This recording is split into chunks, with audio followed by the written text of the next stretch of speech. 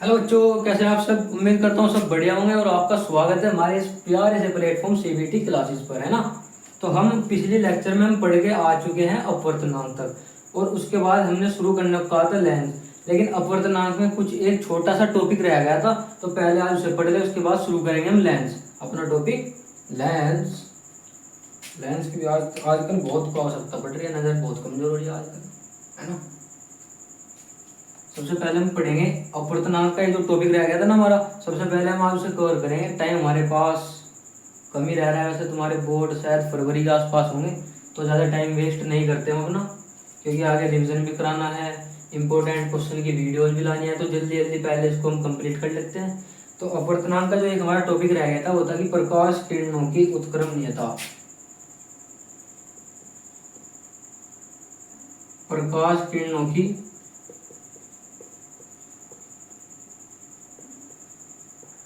उत्क्रमणीयता यानी कि रिवर्सिबिलिटी, है ना। क्या रिवर्सिबिलिटी,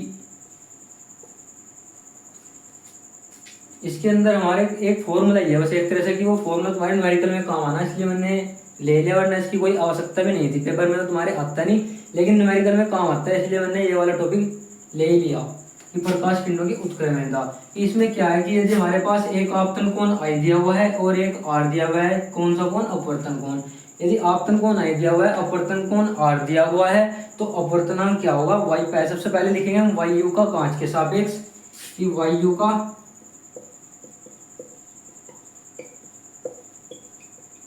कांच के सापेक्ष अपवर्तनांक क्या होगा, कांच के सापेक्ष अपवर्तनांक,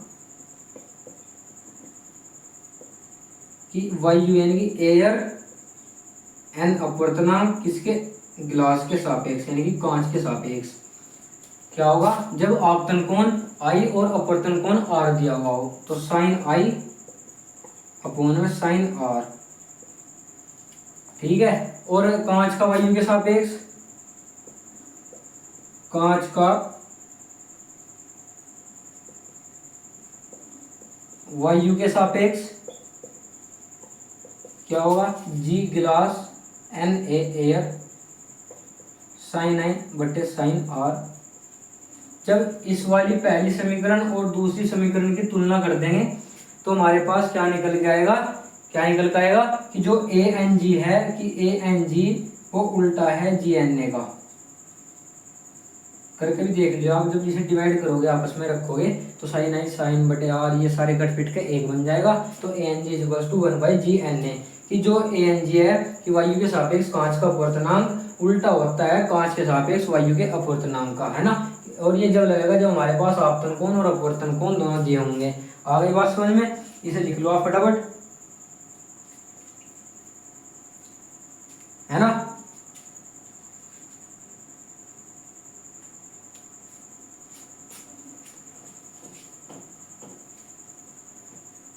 और यदि ऐसा हो कि हमारे पास तीन माध्यम हो, कौन कौन से, वायु जल तथा कांच। कौन कौन से, कि एक तो वायु, जल और कांच, और इनका अपवर्तनांक, इनका अपवर्तनांक निकालने के लिए कहते हैं न्यूमेरिकल में, जो तुम्हें न्यूमेरिकल कराए जाएंगे उसमें आएगा, वहीं से ज्यादा समझ में आना। यहाँ से फिलहाल तुम इसका फॉर्मूला है वो लिख लो, कि अगर ऐसा कुछ आ जाए तो क्या होगा कि A N W, W N G, G N A, क्या, कि A N W, A N W, W N G, G N A, G N A, G N A, G N A. क्या कोई मुझे बता सकता है कि ये हमारे पास है क्या, कि A N W, W N G और जी एन ए क्या है, इज इक्वल्स टू 1। मैं बताता हूँ, देखो कि वायु के सापेक्ष, बताओ एयर, वायु के सापेक्ष जल का अपवर्तनांक, जल के सापेक्ष कांच का अपवर्तनांक, कांच के सापेक्ष वायु का अपवर्तनांक, इन तीनों की गुना एक के बराबर होती है। अगर तुम्हें कोई भी इनमें से एक देख रखा या दो देख रखा, इसमें यहाँ पे वैल्यू रखियो और अपना आंसर पाना। यदि ए एन डब्ल्यू पूछ ले तो 1/WNG इंटू GNA, ऐसे निकलता है अपवर्तनांक। आ गया समझ में, इसे लिख लो आप, ये तुम्हारे न्यूमेरिकल में काम आएगा।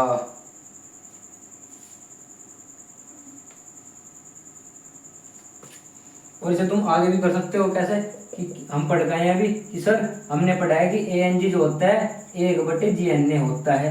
अब यहाँ पे GNA है, GNA इधर गया तो 1/ANG, इसकी जगह आप ANG भी रख सकते हो, यहाँ पे रख सकते हैं ना, इसकी जगह ANG रख दो तब भी आएगा हमारा। ये सब हम करेंगे अपने न्यूमेरिकल में। आज के टॉपिक की ओर चलते हैं कि हमारा आज का टॉपिक था लेंस। लेंस से भी तुम्हारे क्वेश्चन आएंगे जरूर, है ना। आज का टॉपिक हमारा लेंस। तो चलो हम पढ़ते हैं अपने लेंस की। लेंस है क्या? क्या कोई मुझे बता सकता है कि लेंस आखिर में होता क्या है? कि लेंस होता क्या है? जल्दी बताओ कि व्हाट इज लेंस। लेंस है क्या?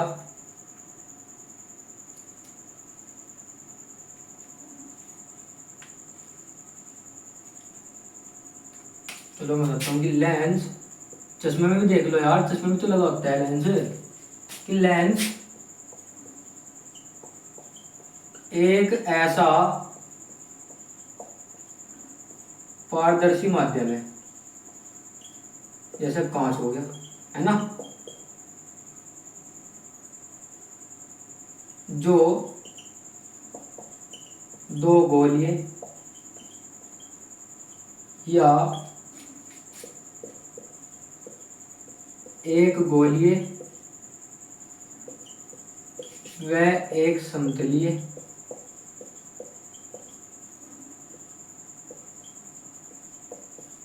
पृष्ठों से घिरा होता है। पृष्ठों से घिरा होता है।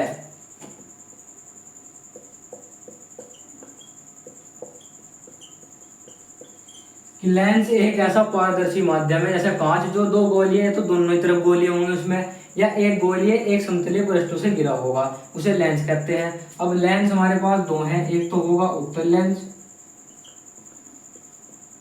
एक उत्तल लेंस, और एक होगा अवतल लेंस।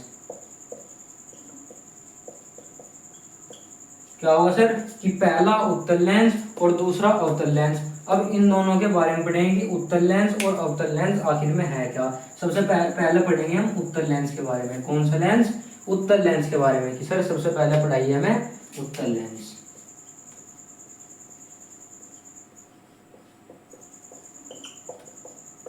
कि सर सबसे पहले हमें पढ़ाइए उत्तल लेंस, जिसको इंग्लिश में बोलते हैं कॉन्वेक्स। कॉन्वेक्स लेंस, है ना। कि उत्तल लेंस क्या होता है कि बीच में से मोटा तथा किनारों में से पतला होता है। कि ऐसा लेंस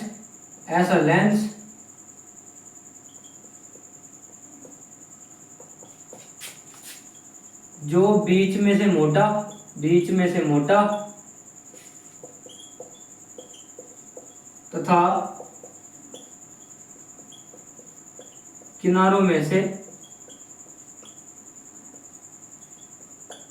किनारों में से पतला होता है। कि ऐसा लेंस जो बीच में से मोटा तथा किनारों में से पतला होता है उत्तल लेंस कहलाता है। आगे समझ में? कि ऐसा लेंस जो बीच में से मोटा तथा किनारों पर से पतला होता है क्या कहलाता है? उत्तल लेंस कहलाता है। इसे आप लिख लीजिए फटाफट। अब आप देखिए, मैंने आपके सामने ये चार डायग्राम बना दिए। ये क्या है कि उत्तल लेंस के ही प्रकार है ना। कि उत्तल लेंस के प्रकार है चारों के चारों। मैं बताता हूँ कि ये आखिर है क्या। ये वाला जो है, ये वाला है हमारा उभयोत्तल लेंस। उभयोत्तल लेंस यानी कि जिसके दोनों तरफ, यानी जिसके दोनों पृष्ठ क्या कौन से लेंस है? उत्तल लेंस से बने हुए हों, वे तो होगा उभयोत्तल लेंस। और अवतलोत्तल लेंस होगा कि जिसका एक पृष्ठ अवतल हो और दूसरे वाला उत्तल हो, वो होगा अवतलोत्तल। और समतलोत्तल कि जिसका एक पृष्ठ समतल हो, दूसरा पृष्ठ उत्तल हो, वो समतलोत्तल। आगे समझ में? क्या कहा कि उभयोत्तल लेंस, उभयोत्तल यानी जिसमें दोनों उत्तल हो। अवतलोत्तल जिसमें एक अवतल एक उत्तल हो। समतलोत्तल जिसमें एक समतल एक उत्तल लेंस हो। ये आप जल्दी से अपने नोटबुक में जहां भी आप बना रहे हो वहां पे ना बना लो जल्दी फटाफट। फिर अगले लेंस की ओर चलते हैं, हमारा अवतल लेंस। अवतल लेंस,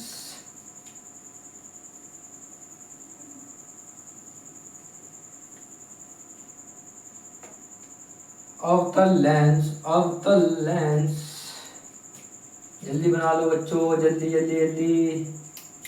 फिर हम चलते हैं अपने अवतल लेंस की ओर।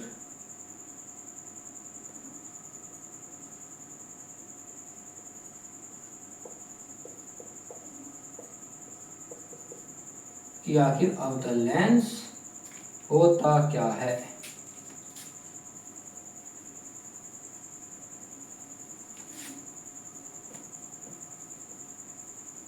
क्या कोई मुझे बता सकता है कि अवतल लेंस क्या है? कि अवतल लेंस बीच में से दबा हुआ और साइड में से ऐसे, कैसे बताऊँ आपको, ये वाला, कि जो अवतल लेंस है कि बीच में से दबा हुआ और साइड में से उभरा हुआ होता है ऐसे। क्या कहेंगे कि आप अवतल लेंस बीच में से पतला तथा किनारों में से मोटा होता है। कि अवतल लेंस, कि ऐसा लेंस जो बीच में से पतला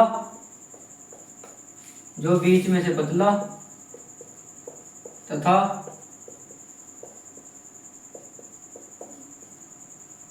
किनारों में से मोटा होता है, ये वाला दिख रहा ना, बीच में से पतला और किनारों में से मोटा, ये वाला होगा अवतल लेंस, जिसको इंग्लिश में बोलते हैं हम कॉनकेव लेंस। क्या बोला जाता है इसको? Concave lens.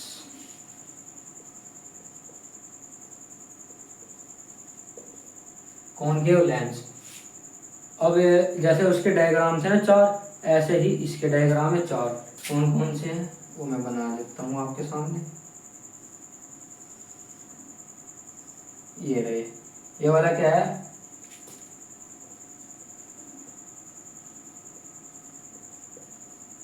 उभयावतल लेंस। कि ऐसा लेंस जिसके दोनों पृष्ठ अवतल लेंस से बने हुए हों। उभयावतल यानी कि दोनों और कौन से लेंस हो?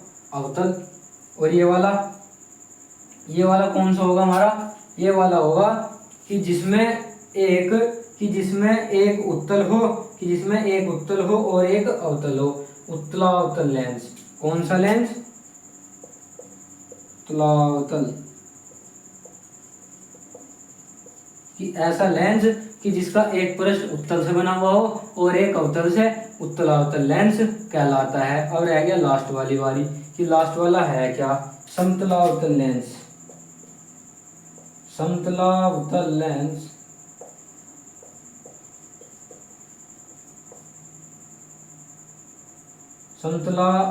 लेंस समतला अवतल लेंस क्या है? कि जिसका एक पृष्ठ समतल तथा एक पृष्ठ अवतल होता है, समतलावतल लेंस। उत्तलावतल लेंस कि जिसका एक पृष्ठ उत्तल और एक पृष्ठ अवतल होता है, उत्तलावतल लेंस। और उभयावतल लेंस कि जिसके दोनों पृष्ठ अवतल लेंस से बने हों, उभयावतल लेंस होता है। ये चारों फटाफट जल्दी आप लिख लो, फिर इससे अगले टॉपिक पर चलते हैं हम।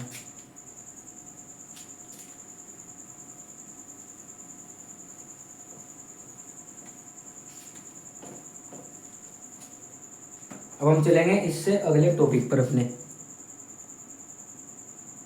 कि मुख्य अक्ष पर स्थित वह बिंदु कि जिससे आपतित किरण बिना परिवर्तित हुए सीधी निकल जाती है, उसे प्रकाशिक केंद्र कहते हैं। आगे समझ में कि इससे जो भी किरण जाएगी वो सीधी निकल जाएगी बिना परिवर्तित हुए, उसे प्रकाशिक केंद्र कहेंगे। और दूसरा मुख्य अक्ष हम पहले पढ़ के आ चुके हैं, प्रकाश के परावर्तन में सेम वही है, आपतित किरण भी वही है। ये वाला जो पोर्शन होगा ये प्रथम पृष्ठ और ये वाला द्वितीय पृष्ठ। लेंस का द्वारक क्या होगा? कि लेंस का द्वारक क्या होगा वो हम बताएंगे अब आपको, कि लेंस का द्वारक क्या होगा। बताओ भाई जल्दी।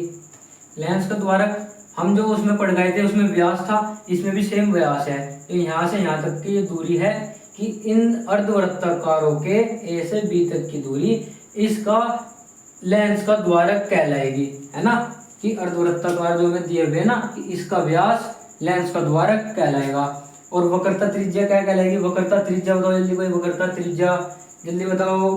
कि लेंस जिस गोले का भाग है उसकी त्रिज्या वो इस इस वाले लेंस की वक्रता त्रिज्या कहलाएगी, कि लेंस जिस गोले का भाग है उसकी त्रिज्या इस लेंस की वक्रता त्रिज्या कहलाएगी। वक्रता केंद्र हम पहले पढ़ के आ चुके हैं। वक्रता केंद्र भी ऐसा ही है कि उत्तल व अवतल लेंस के गोल या पृष्ठ जिस गोले के भाग होते हैं उनका सेंटर इसका वक्रता केंद्र कहलाता है। ठीक है। और इसमें फोकस दो होंगे, उत्तल में भी और अवतल में भी कितने फोकस होंगे? दो। एक F1 और एक F2। कितने फोकस होंगे? दो। F1 और F2। F1 फोकस वो होगा कि जिससे चलने वाली समस्त किरणें अपवर्तन के पश्चात मुख्य अक्ष के समांतर हो जाएंगी, वो वाला F1। और F2 होगा कि जिससे सभी समस्त किरणें अपवर्तन के पश्चात जिस बिंदु पर जाकर मिलेंगी वो वाला हमारा F2 यानी कि द्वितीय फोकस होगा। प्रथम फोकस कि जिससे चलने वाली समस्त किरणें मुख्य अक्ष से समांतर हो जाएंगी अपवर्तन के पश्चात। इसमें अपवर्तन के पश्चात एक बिंदु पर आकर मिलेंगी, इसमें मुख्य अक्ष से समांतर किरणें चलेंगी, अपवर्तन के पश्चात एक बिंदु पर आकर मिलेगी F2, जिसे हम द्वितीय फोकस कहेंगे। क्या कहेंगे उसे कहेंगे हम द्वितीय फोकस F2। आगे समझ में? दो फोकस होंगे इसमें, अवतल लेंस में भी और उत्तल लेंस में भी। ये इससे संबंधित कुछ परिभाषाएं थी जो मैंने आपको बता दी। फोकस दूरी क्या होगी कि सेंटर और फोकस से के बीच की दूरी फोकस दूरी कहलाएगी। सेंटर और फोकस के बीच की दूरी फोकस दूरी कहलाएगी। अब हम अपने अगले टॉपिक की ओर चलते हैं कि हमारा अगला टॉपिक है क्या।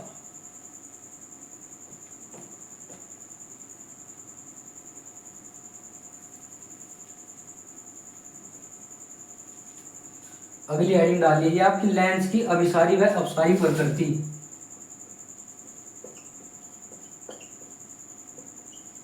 लेंस की अभिसारी व अपसारी प्रकृति। लेंस की अभिसारी व अपसारी प्रकृति। ठीक है। अब जैसे कि हम प्रकाश के परावर्तन में पढ़ गए थे दर्पण की अभिसारी व अपसारी प्रकृति, इसी प्रकार लेंस की भी अभिसारी व अपसारी प्रकृति है। अब वो मैं आपको बताता हूं कि है क्या।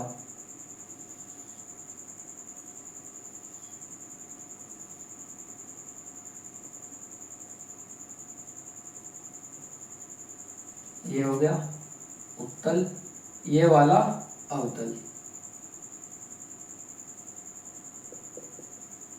ये वाला कौन सा है? ये अवतल।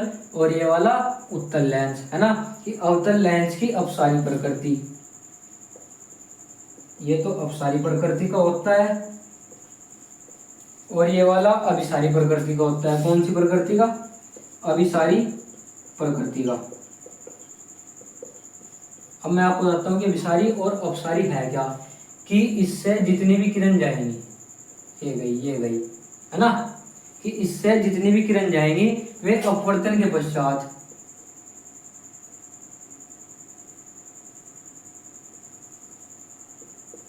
एक बिंदु पर एकत्रित हो जाएंगी, इसलिए इसे अभिसारी प्रकृति का कहा गया उत्तल लेंस को। कि उत्तल लेंस अभिसारी के नाम से भी जाना जाता है। और एक था हमारे पास अपसारी प्रकृति। अवतल लेंस को अपसारी प्रकृति का माना गया है क्योंकि ये क्या काम करता है कि ये जो इसका मुख्य अक्ष है इससे चलने वाली समस्त किरणों को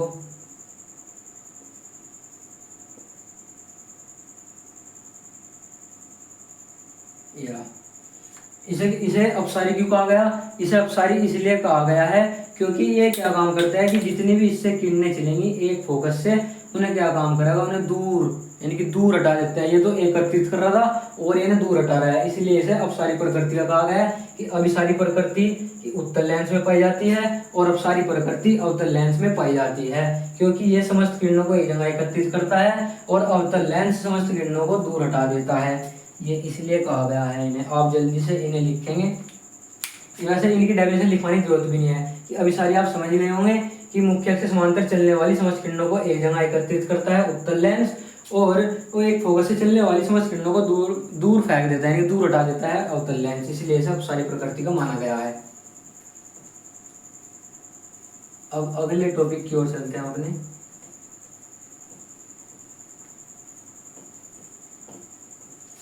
कि अगला टॉपिक है क्या। जैसे कि हम उसमें प्रकाश के परावर्तन में हमने पीडीएफ से पढ़ा था ना कि प्रतिबिंबों का बनना, ऐसे ही इसमें है कि किरण आरेखों के उपयोग करके प्रतिबिंबों का बनना, तो उसे भी हम पीडीएफ के थ्रू ही लेंगे इसमें। बाकी तो देखते हैं अब आगे इसमें और क्या टॉपिक है, और ये हम पीडीएफ के थ्रू ही लेंगे। अब हम पढ़ेंगे लेंसों के लिए चिन्ह परिपाटी। जैसे हम उसमें पढ़ रहे थे दर्पणों के लिए चिन्ह परिपाटी की प्लस का कब होगा, माइनस का कब होगा, इनका भी यूज न्यूमेरिकल में ही होगा कि फोकस दूरी, वस्तु की ऊंचाई, वास्तविक प्रतिबिंब की दूरी, आभासी प्रतिबिंब की दूरी, वास्तविक प्रतिबिंब की लंबाई, आभासी प्रतिबिंब की लंबाई। उत्तल लेंस में फोकस दूरी प्लस की होगी, वस्तु की दूरी माइनस की होगी, वस्तु की ऊंचाई प्लस की होगी, वस्तु की प्रतिबिंब की दूरी प्लस की होगी, आभासी प्रतिबिंब की दूरी माइनस की होगी, वास्तविक प्रतिबिंब की लंबाई माइनस की होगी, आभासी प्रतिबिंब की लंबाई प्लस की होगी। ऐसे ही अवतल लेंस में फोकस दूरी माइनस की होगी, वस्तु की दूरी माइनस की होगी। अब मैंने बताया था कि वस्तु की दूरी हमेशा माइनस में ली जाएगी, इसमें भी देखो दोनों माइनस में है। अब वस्तु की ऊंचाई अवतल में प्लस की होगी, वास्तविक प्रतिबिंब की दूरी लागू नहीं, पता नहीं, यानी कि आभासी प्रतिबिंब की दूरी माइनस की होगी अवतल में, और वास्तविक प्रतिबिंब की लंबाई लागू नहीं, आभासी प्रतिबिंब की लंबाई प्लस की होगी। ये चिन्ह परिपाटी आप याद जरूर कर लियो क्योंकि इसका न्यूमेरिकल में यूज होगा। अब आगे, अब अगला टॉपिक है हमारा कि लेंसों के लिए यूवीएफ में संबंध। अब जैसे दर्पण के लिए पढ़ गए थे ना यूवीएफ में संबंध, एफयूवी में संबंध, अब ऐसे ही इसमें है कि लेंसों के लिए यूवीएफ में संबंध।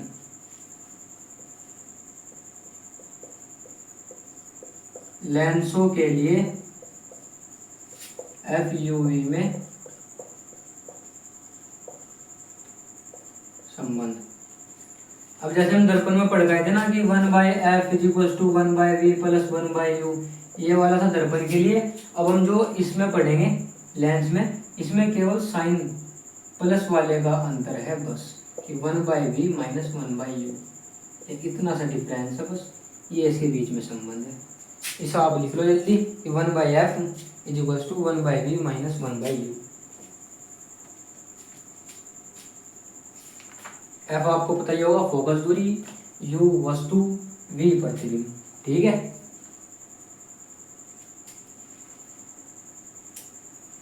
अब अगला टॉपिक है इसमें हमारा रेखीय आवर्धन।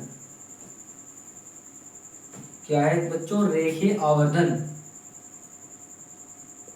सर ये तो हम पहले पढ़ के आ चुके हैं, तो बस ये भी ऐसे ही है कि रेखीय आवर्धन बताओ क्या होता है लेंसों के लिए।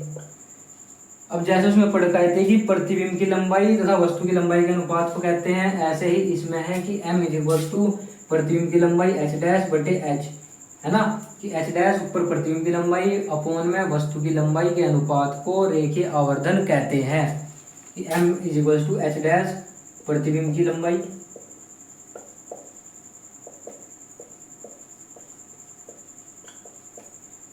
की लंबाई अपॉन वस्तु की लंबाई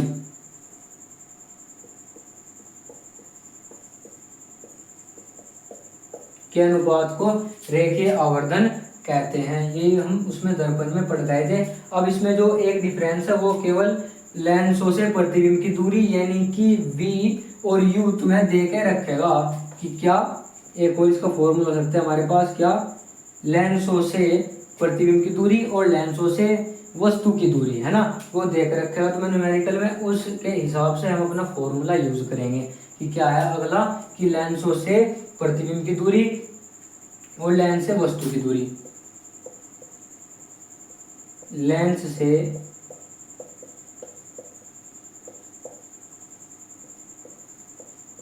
प्रतिबिंब की दूरी अपॉन लेंस से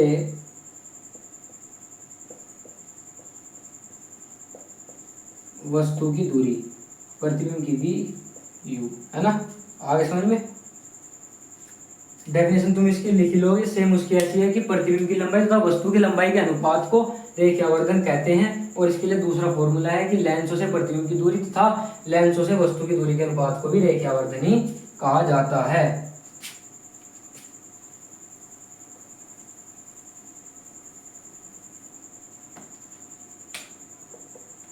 अब जैसे उसमें तुम पढ़ गए थे आवर्धन का परिमाण, कि आवर्धन का परिमाण यदि 1 के बराबर आएगा m की वैल्यू, या 1 से बड़ी आएगी या 1 से छोटी आएगी, तब क्या होगा। तो हमारा प्रतिबिंब कैसा होगा, यानी कि प्रतिबिंब का आकार हमारा कैसा होगा, कि प्रतिबिंब का आकार। अब सेम है जैसे कि उसमें पढ़ गए थे, इसमें भी सेम है, इसमें कोई अलग नहीं है कि अगर एक के बराबर होगा तो क्या होगा, वस्तु के आकार का होगा,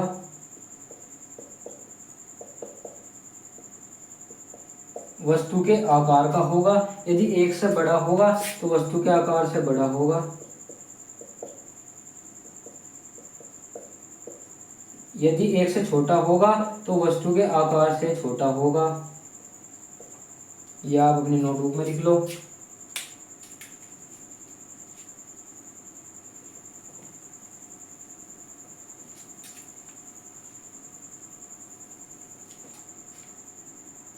है ना। अब इसमें अगली जो हेडिंग है इंपॉर्टेंट है कि लेंस की अक्षमता, पावर ऑफ ए लेंस, कि लेंस की अक्षमता क्या है।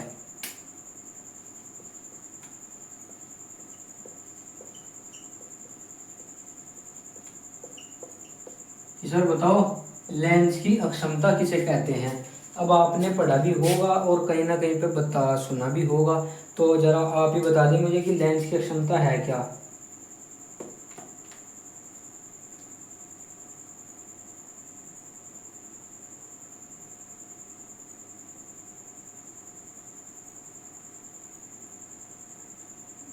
क्या आप मुझे बता सकते हैं। चलो नहीं बता पाएंगे तो मैं ये आपको बता देता हूँ कि आखिर लेंस की अक्षमता क्या होती है।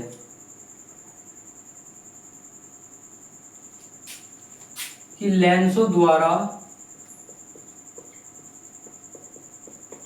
प्रकाश की किरणों को, लेंसों द्वारा प्रकाश की किरणों को एकत्रित व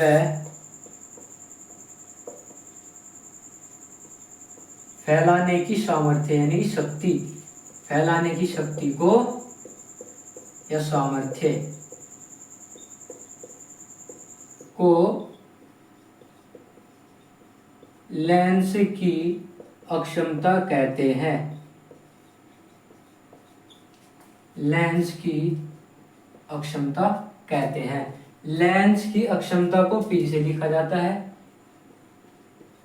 इसे P से लिखते हैं, कैपिटल P से लिखते हैं। और जो लेंस की अक्षमता होती है वो F की उल्टी होती है, यानी कि F क्या है, फोकस दूरी, कि P जो होगी वो 1/F होगी, यानी कि फोकस दूरी के व्युत्क्रम होगी। ये इसका फॉर्मूला भी आ गया कि P = 1/F। ये जब लगेगा जब F मीटर में हो, यदि F सेंटीमीटर में है तो P = 100/F, जब F क्या है, सेंटीमीटर में हो। ये वाला इसका फॉर्मूला भी हो गया, है ना। ये जो लेंस की क्षमता होती है वो फोकस दूरी की उल्टी होती है। और ये वाला इसका फॉर्मूला होगा कि P = 1/F, यदि F मीटर में है, यदि F सेंटीमीटर में गिवन है तो P = 100/F, है ना। ये इसका फॉर्मूला हो गया, आप जल्दी से इन्हें लिख लो।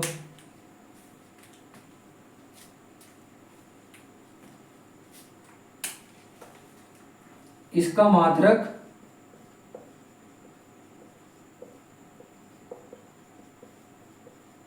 डायोप्टर होता है, डायोप्टर होता है, यानी कि डी से लिखते हैं इसे डायोप्टर, कि इसका मात्रक डायोप्टर होता है। जल्दी लिखो आप बच्चों से, जल्दी लिखो। गर्मी कितनी कर रखी है आपने, गर्मी तो ज़्यादा ही हो रही है।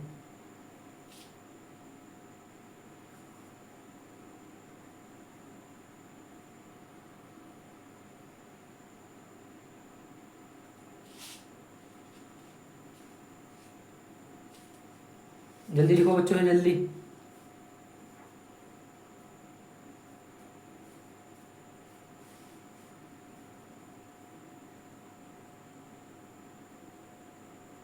अच्छा, इसमें एक बात और ध्यान रख लियो कि वो बात क्या है कि चाहे नोट पॉइंट में लिख लियो आप, कि नोट पॉइंट में क्या लिखोगे कि कोई लेंस प्रकाश की किरणों को जितना अधिक मोड़ेगा उसकी अक्षमता उतनी ही ज़्यादा होगी, या यूँ कह दो कि जिसकी फोकस दूरी कम होगी उसकी अक्षमता ज़्यादा होगी, है ना। ऐसा ही है ना, कुछ फॉर्मूले से समझ रहे होंगे आप।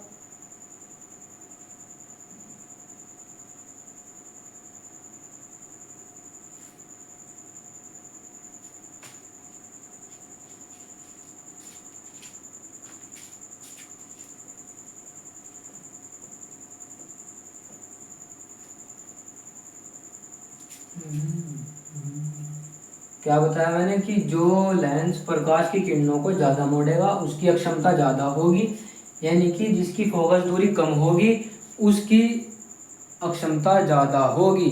और अवतल लेंस में जो अक्षमता है वो हमेशा माइनस की आएगी और उत्तल में प्लस की आएगी, क्योंकि उत्तल लेंस में फोकस दूरी प्लस की होती है और अवतल में माइनस की होती है। अब लेंस की संयोजन की अक्षमता, लेंस की संयोजन की अक्षमता।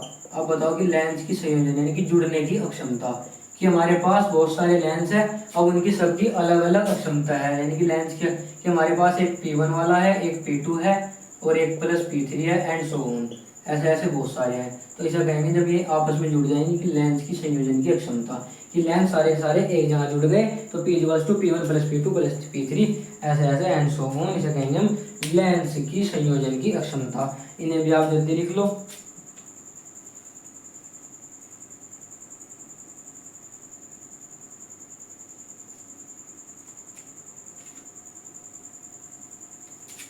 अच्छा, अगर इनकी पहचान करने की बारी है तो पहचान कैसे करोगे? पहचान तो तुम कर ही लोगे, इतने तो होशियार हो भी तुम। और पहले बता भी दिया कि ये उत्तल लेंस अगर तुम्हें पहचानना हो तो जब उसे पकड़ोगे कैसे बताया कि वो बीच में से मोटा होता है और साइड में से किनारा। अगर पहचान की बात आ जाए, है ना, स्पर्श करके पहचानना पड़े, तो ये उत्तल, ये वाला अवतल, ये वाला उत्तल, कि जब इसे पकड़ोगे तो बीच में से मोटा सा लगेगा तुम्हें और ये वाला बीच में से पतला लगेगा, है ना। ऐसे इनकी स्पर्श करके पहचान भी की जा सकती है। प्रतिबिंब देखकर भी कर सकते हैं इनकी पहचान। कैसे कि प्रतिबिंब देखकर भी कर सकते हैं। अब करते हैं लेंसों के उपयोग।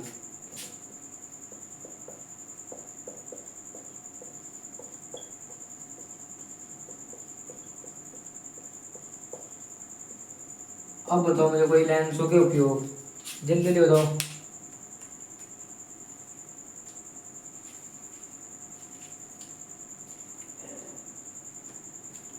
जल्दी बताइए जल्दी। मैं बताता हूँ तुम्हें सबसे पहला उपयोग उत्तल लेंस का, कि तुमने देखा होगा कि जब भी तुम घड़ी ठीक कराने के लिए जाते हो दुकान पे, तो जो घड़ी वाला लेंस उसके छोटे छोटे पुर्जों को देखने के लिए उपयोग करता है, वो वाला हमारा उत्तल लेंस होता है ना। कि उत्तल लेंस का उपयोग, लिख लो इसे।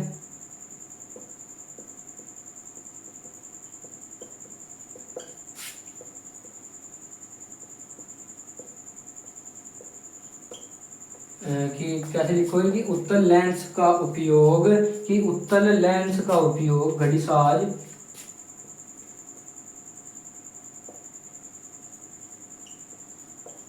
घड़ी के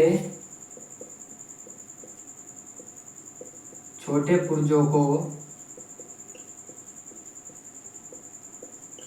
देखने के लिए करता है, देखने के लिए करता है।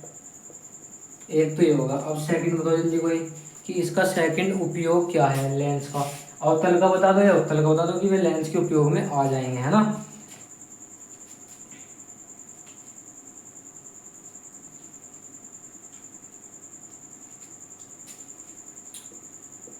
कि डॉक्टर कान, आँख, नाक आदि के अंदर देखने के लिए, आदि के अंदर देखने के लिए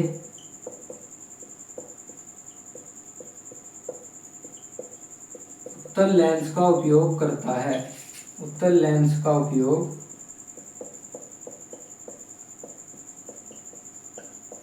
करता है। कि डॉक्टर कान, आँख, नाक आदि के अंदर देखने के लिए उत्तल लेंस का उपयोग करता है। तीसरा बताओ जल्दी। दूरदर्शी, सूक्ष्मदर्शी, इन सब में भी उत्तल लेंस का प्रयोग होता है। सूक्ष्मदर्शी, दूरदर्शी आदि में उत्तल लेंस का उपयोग होता है। अब तुम्हारे लिए एक होमवर्क है कि तुम्हें खुद ही अपने आप अवतल लेंस के लिखने हैं, कि अवतल लेंस का उपयोग कहाँ होता है। अवतल लेंस का उपयोग, ये आप सबके लिए होमवर्क है कि अवतल लेंस के उपयोग तुम्हें खुद ही लिखना है, कि अवतल लेंस का उपयोग कहाँ होता है। उत्तर के मैंने 3-4 लिखवा दिए, ये काफ़ी है। बाकी जो अवतल लेंस है वो उनके लिए आप खुद देखेंगे, है ना।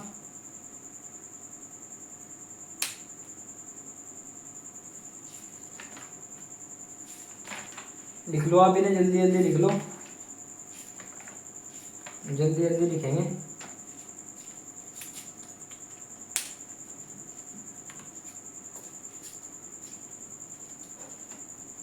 लेंसों के उपयोग हो गए कि उत्तल लेंस का उपयोग घड़ी घड़ी के छोटे पुर्जों को देखने के लिए करता है।